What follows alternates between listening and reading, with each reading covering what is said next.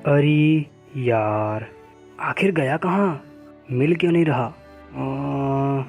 ओह, आप आ गए। दरअसल मैं पीपी येल्लो खोज रहा था कि आपने मेरा पीपी येल्लो देखा है। आप कहाँ से देख पाएंगे? दरअसल पीपी येल्लो अब तक का ज्ञात सबसे छोटा सेल होता है। हम बात करेंगे। क्या आपने मुझे नहीं पहचाना? मैं टैक, आपका जूलॉजी टीचर। और सबसे बड़ा नहीं पता ना? हम नहीं बताएंगे अभी। आज हम बात करेंगे सेल का साइज, सेल के स्ट्रक्चर, सेल के वर्क, अर्थात सेल का एवरीथिंग, सब कुछ आज हम बातें करेंगे। पर उससे पहले लेट्स रोल द इंट्रो।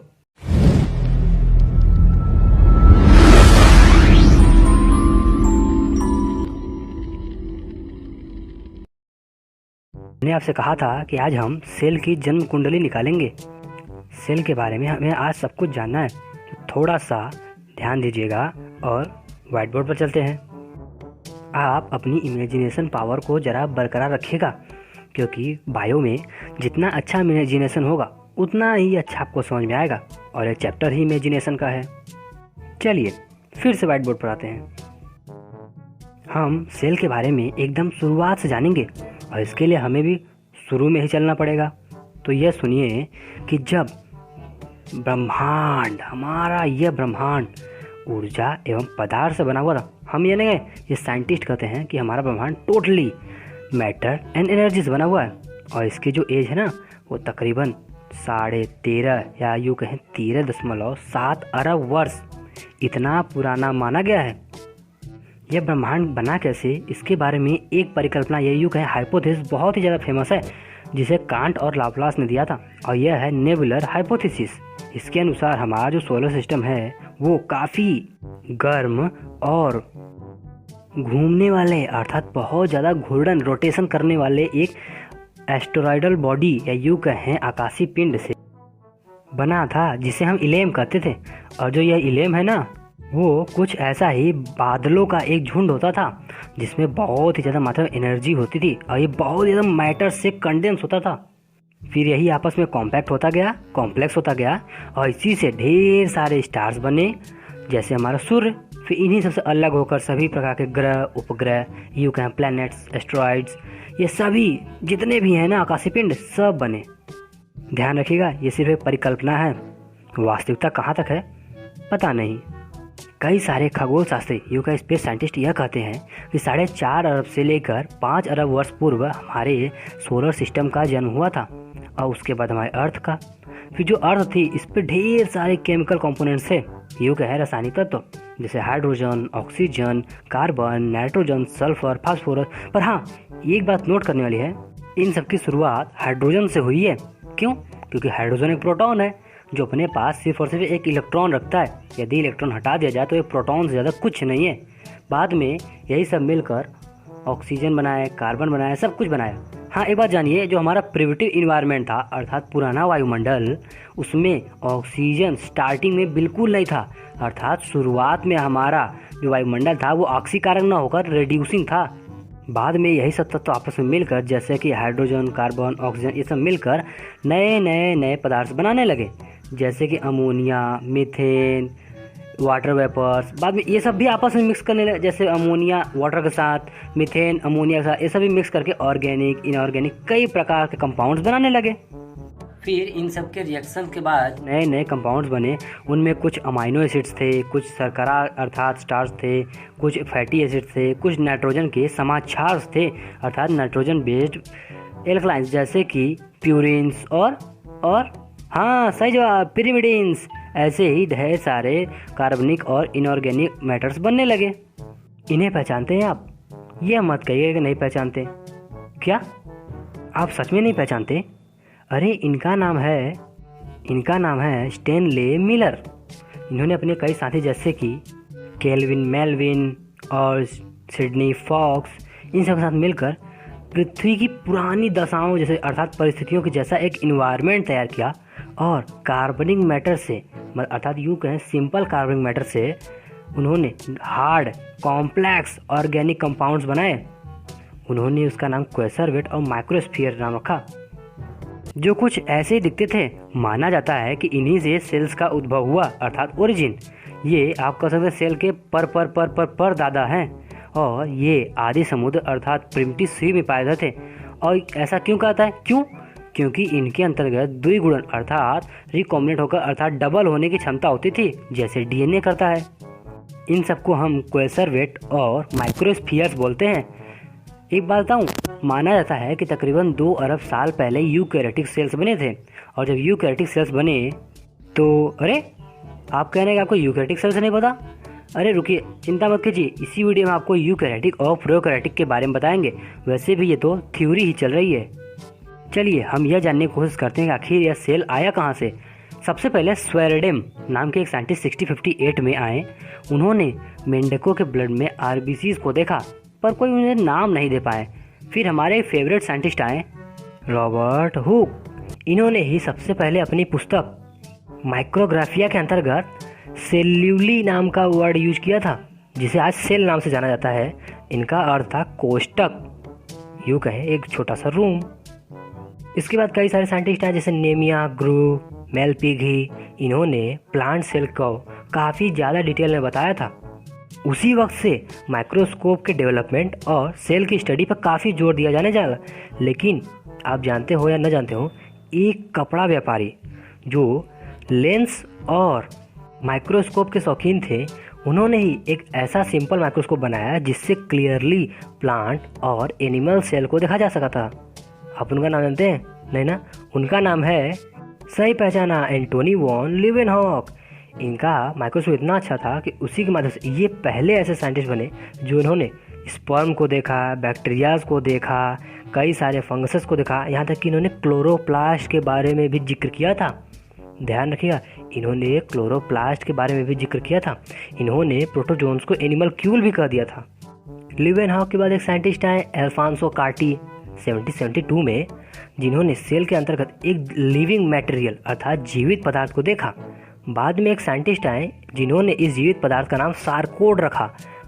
उस साइंटिस्ट का नाम कोई बता सकता है? You are again correct, Felix Dujardin. पर यह नाम कुछ साइंटिस्ट को जचा नहीं। आगे एक साइंटिस्ट आए, उन्होंने सार्कोड का नाम बदलकर प्रोटोप्लाज्म कर दिया। उन साइंटिस्ट का नाम है जोहानेस पुरकिंजे। इन्होंने ही प्रोटोप्लाज्म किया, पर इन्होंने भी बहुत ज़्यादा मात्रा में इसका डिटेल नहीं दिया। इसका अच्छा खासा डिटेल एक साइंटिस्ट ने दिया जिनका नाम था ह्यूगो वान मोल 1846 में। बाद में एक साइंटिस्ट आए जिन्होंने इसी सेल के अंतर्गत एक छोटे से न्यूक्लियस का पता लगाया। क्या आप में से कोई उस साइंटिस्ट का नाम बता सकता है? अरे वाह, आपको तो सब पता है। सही जवाब, रॉबर्ट ब्राउन। हाँ, हम कहाँ थे? हाँ, याद आया, हम रॉबर्ट ब्राउन तक आ गए थे। जब सेल के बारे में सब कुछ जाना जाने लगा, तब सेल का एक नया हाइपोथेसिस पैदा हुआ, जिसे हम कहते हैं आज सेल थ्योरी। यह जो सेल थ्योरी है अर्थात कोशिकावाद, यह हमें मोटा मोटा सिर्फ इतना ही समझाती है कि जितने भी जीवधारी होते हैं ना, उनकी संरचनात्मक एवं क्रियात्मक इकाई कोशिका ही होती है। अर्थात every living organism has a single unit that is his structural and functional unit. ध्यान रखिएगा, ये दोनों होते हैं, एक कहेंगे तो काम नहीं चलेगा। स्ट्रक्चरल एंड फंक्शनल यूनिट होती है एवरी लिविंग ऑर्गेनिज्म की, and the unit is called cell. Cell theory को बनाने में कई सारे साइंटिस्ट का नाम आता है, जिसमें से कुछ फेमस हैं ओकेन, लेमार्क, एमिसी, मेयर। पर इन सबके बीच एक फेमस बॉटनिस्ट मैथियस लीडन और एक फेमस बायोलॉजिस्ट थियोडोर स्वान को ओरिजिनल सेल थ्योरी का जनक कहा जाता है। इन्होंने एक ही लाइन में इसे कंप्लीट करने की कोशिश की। इनके अनुसार सभी पादप और जंतु अर्थात प्लांट्स और एनिमल का जो बॉडी होता है वो सेल का बना हुआ होता है। पर स्वान जो थे, उन्होंने देखा कि जो एनिमल सेल होती है वो एक मोटे कोशिका भित्ति के बजाय एक पतली मेम्ब्रेन से घिरी हुई होती है।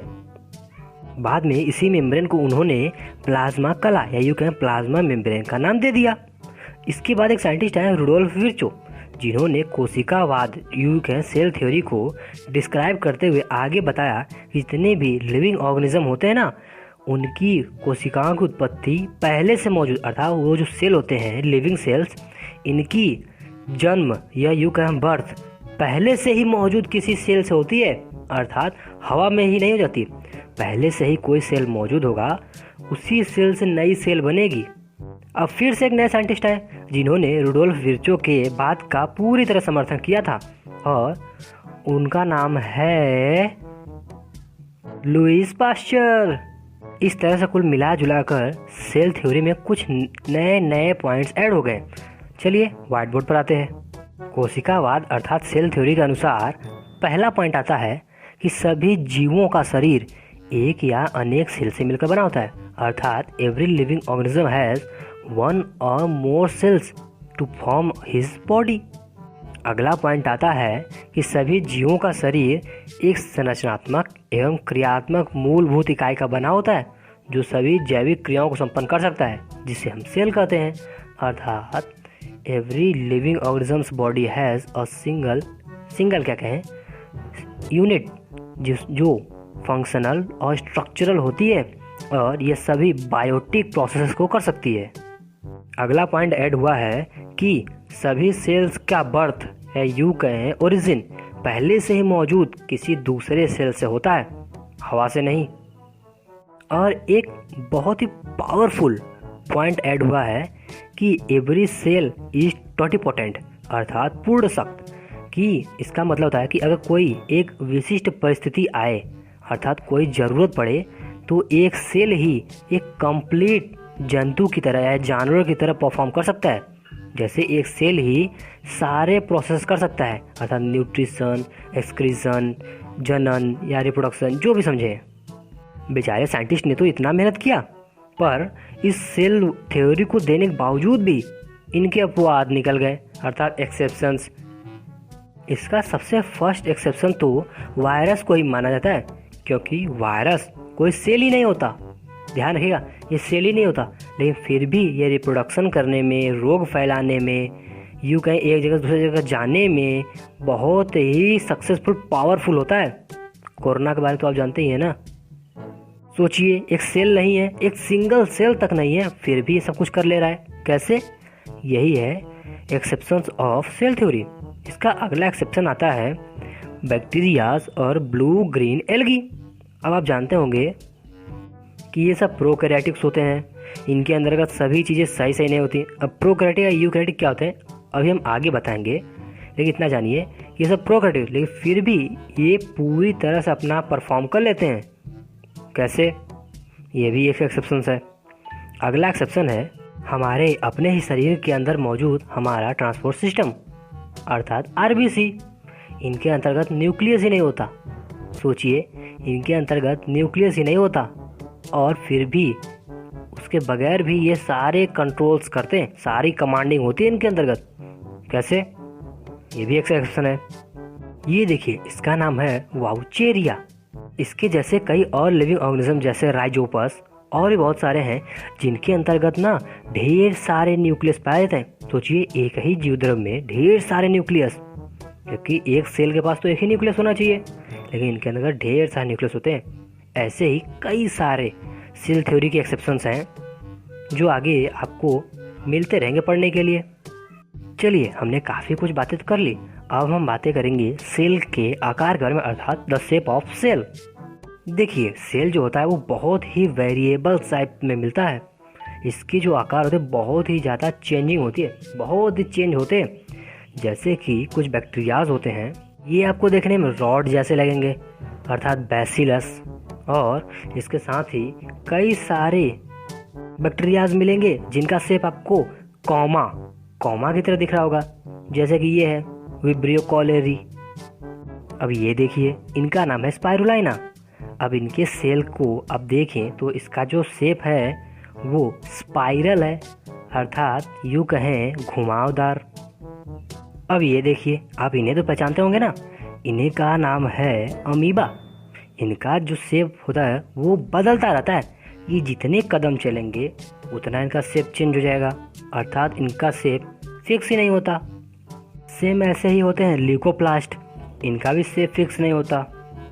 और ये दोनों हैं तिकड़मबाज, अर्थात ऊपर वाला स्मिड और नीचे डाइटम्स, इनका भी शेप फिक्स नहीं होता। देख सकते हैं आप, अजीब अजीब ढंग के शेप्स के आपको डाइटम्स और डेस्मिड्स मिलेंगे। चलिए, हमने सेल शेप के बारे में बातें कर ली। अब हम करेंगे बात सेल साइज की, अर्थात कोशिका के परिमाप की। ये देखिए, ये तस्वीर थोड़ी मुश्किल से खींची गई थी। मैंने नहीं, साइंटिस्ट ने खींची थी। ये जो आपको दिख रहा है, ये इसे कहते हैं माइकोप्लाज्मा। माइक्रो नहीं, माइकोप्लाज्मा। इसी को कहते हैं PPLO। फुल फॉर्म है pleuro pneumonia like organism, PPLO। Pneumonia में P होगा साइलेंट। यही अब तक का ज्ञात सबसे छोटा सेल है। अगर हम बड़े सेल्स की बात करें तो उनमें से शुतुरमुर्ग के अंडों का नाम जरूर आता है। इसका जो बाहरी व्यास होता है ना, वो 17.5 से लेकर 13.5 cm अर्थात 17 × 30.5 सेंटीमीटर का होता है। ये सब क्या है? ये सब है तरबूज के गूदे अर्थात पल्प ऑफ वाटरमेलन। और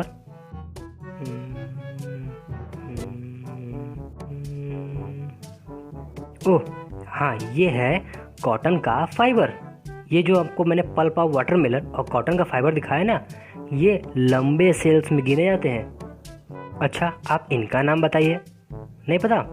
इनका नाम है एसिटाबुलेरिया। ये एक सिंगल सेल पौधा है। आपको लग नहीं रहा है सिंगल सेल है? देखिए ये कितना बड़ा है, इंच में नहीं सेंटीमीटर्स में होते, पर ये फिर भी है तो बड़ा, आँख से तो दिख रहा है। इनका नाम है एसिटाबुलेरिया और ये कितने बड़े सिंगल सेल होते हैं, खुद ही देख लीजिए इनकी साइज। इसके साथ ही यह है बोहमेरिया निविया। इसकी जो सेल्स होती है ना, सबसे लंबी, प्लांट्स में सबसे लंबी सेल इन्हीं की होती है, लगभग 55 सेंटीमीटर। बाहर की तो बात ही छोड़िए, हम इंसानों के शरीर के अंदर सबसे बड़ी सेल होती है हमारी नर्वस सेल अर्थात तंत्रिका कोशिका, जो कि तकरीबन 90 से 110 सेंटीमीटर लंबी होती है। वैसे सेल की जो साइज है ना, वो कभी कभी क्रोमोसोम अर्थात गुणसूत्रों पर भी निर्भर करती है। यदि गुणसूत्र डिवीजन के दौरान बढ़ गए तो सेल की साइज भी तो बढ़ेगी। चलिए, अब हम सेल के नंबर्स को भी देख लेते हैं। देखिए, किसी भी लिविंग ऑर्गेनिज्म में सेल के नंबर या तो 1 होंगे या तो 1 से ज़्यादा, अर्थात या तो वो ऑर्गेनिज्म यूनिसेलुलर होगा या एक कोशिकी, या मल्टी सेलुलर होगा बहुकोशिकी। जैसे हम इंसानों को ही ले लीजिए, या हम जो इंसान होते हैं, अगर मान लीजिए कोई इंसान 60 kg 60 किलो का है, तो उसके अंतर्गत पता है आपको लगभग 100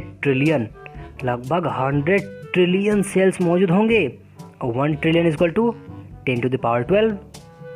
पर कुछ ऐसे भी लिविंग ऑर्गेनिज्म या जीव जंतु होते हैं जिनमें सेल्स जो होते हैं ना, वो एक फिक्स नंबर में होते हैं, जैसे कि पेंडोराइना और यूडोराइना। इनमें ना सेल्स की संख्या 8 to 32 अर्थात 8 से लेकर 32 तक ही होती है, न इससे ज़्यादा न ही इससे कम। और आप सोच रहे हैं है क्या? ये ब्लू ग्रीन एल्गी हैं। अब अगर आपको नहीं पता कि ब्लू ग्रीन एल्गी किसे कहते हैं, तो हमने इस पर एक प्रीवियस वीडियो बना दिया है, आप यहाँ पर क्लिक करके उसे देख सकते हैं। और इसके साथ ही कुछ और भी इम्पोर्टेंट वीडियोस है, अगर आप चाहें तो उन्हें भी देख सकते हैं।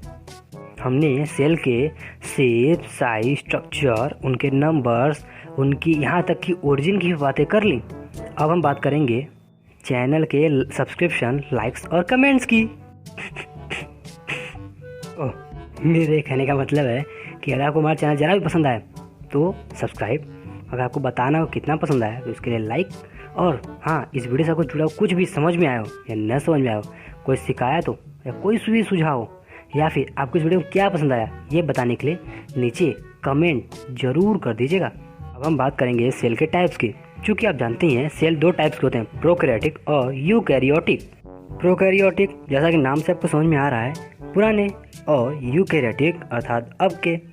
तो जो प्रोकैरियोटिक और यूकैरियोटिक है ना, छोड़िए, चलिए व्हाइट बोर्ड पर आते हैं। प्रोकैरियोटिक शब्द का अर्थ होता है असीम केंद्री और यूकैरियोटिक शब्द का अर्थ होता है ससीम केंद्री, अर्थात असीम केंद्री के चारों तरफ कोई भी सीमा नहीं होती, अर्थात असीम। और जो ससीम केंद्री होते हैं उनके चारों तरफ एक सीमा होती है जिसे हम मेम्ब्रेन कहते हैं। और ध्यान रखिएगा, ये मेम्ब्रेन जो होता है ये सेल के नहीं, केंद्रक की तरफ होता है, इसलिए इसका नाम केंद्रीय है। असीम केंद्रीय, ससीम केंद्रीय। यहाँ देखिए, हमने यहाँ पर 2 सेल के एग्जाम्पल लिए हैं। अगर आप यहाँ पर देखें तो जितने भी गुणसूत्र और गुणसूत्री धागे हैं अर्थात क्रोमेटिन्स फाइबर हैं, वे सभी डायरेक्ट केंद्रक द्रव्य अर्थात साइटोप्लाज्म के संपर्क में हैं। और अगर यदि यहाँ पर देखें तो यहाँ पर जितने भी क्रोमेटिन फाइबर हैं आपको दिख ही नहीं रहे होंगे।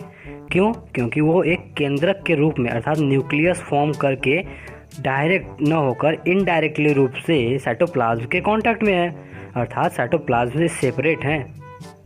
ये देखिए आपको यहाँ पर कुछ ग्रेन्यूल्स की तरह अर्थात कणों की तरह कुछ चीज़ दिख रही हैं। इन्हें हम कहते हैं राइबोसोम्स। प्रोकैरियोटिक सेल्स में ना 70S टाइप के राइबोसोम्स पाए जाते हैं।